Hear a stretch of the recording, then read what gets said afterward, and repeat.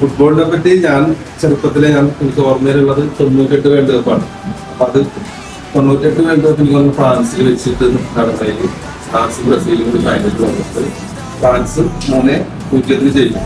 അതിൽ Zidane 2 goal 1 goal ഇപ്പോഴും എല്ലാ ദിവസവും ഇപ്പൊ ഈ വേൾഡ് കപ്പ് കഴിയുമ്പോൾ ആൾക്കാർ ഫുട്ബോൾ കളിയാണെന്ന് പറയും. പക്ഷെ നമ്മൾ ഇപ്പൊ വിൻഡോസ് ഓപ്പൺ ആകും, ക്ലബ് സീസൺ വരും, പഴയ പോലെ ക്ലബ്.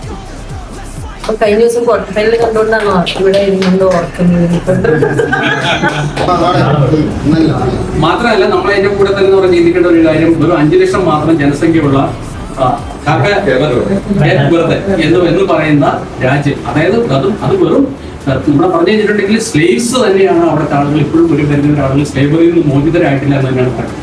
ആ രാജ്യം ശരിക്കും വന്നിട്ട് 5 ലക്ഷം ജനസംഖ്യയിൽ നിന്ന് വേൾഡ് കപ്പിൽ വന്ന് അവർ ക്വാളിഫൈ ചെയ്തു. അവർ അർജന്റീന നല്ല രീതിയിൽ വിറപ്പിച്ചു. അതുപോലെ തന്നെ കാണികളുടെ മനവും കീഴടക്കി തിരിച്ചു ഒരു ടീമാണ്.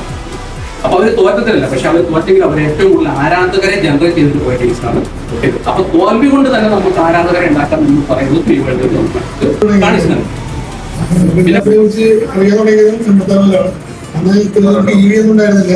പലയിടത്തും ദൂരദൂരങ്ങളിൽ കടന്നുപോയിട്ടും തെറ്റുകുട്ടൊക്കെയാണ് ടീം പല വീട്ടിലുള്ള ടീമുണ്ട്. അതുകൊണ്ട് സ്ഥിരമായി എല്ലാ വേൾഡ് കപ്പുകൾ കാണുന്നുണ്ട്. എല്ലാ വേൾഡ് കപ്പും മിസ്സായിട്ടില്ല. എന്നിട്ട് ഒരു കാലിന്റെ ശക്തി കുറയുകയും ഡോക്ടർ പറഞ്ഞു ഇനി പുള്ളിക്ക് കളിക്കാൻ പറ്റില്ല എന്ന് പറഞ്ഞിരുന്നെന്ന് സ്വന്തം ലക്ഷ്യത്തിന് വേണ്ടിയിട്ട് എല്ലാത്തിനെയും മറികടന്ന് അങ്ങനെ നേടി ഏറ്റവും വലിയ ശക്തിയുള്ള കാലുകളായിട്ട് ഇന്ന് ലോകത്തിന് മുമ്പിൽ വന്നിരുന്ന ആളാണ് മെസ്സി. അതുകൊണ്ടാണ് പുള്ളിയെ അത്ര അടുപ്പിച്ചത്. ഒന്നും എനിക്ക് കമ്പനിയില്ല, എന്നെ എന്തിനെ ഇടയിൽ കൂടെ നിർത്തിയേക്കുന്ന. Put your flags up in the air, put your hands up in the air, put your flags up, 'cause this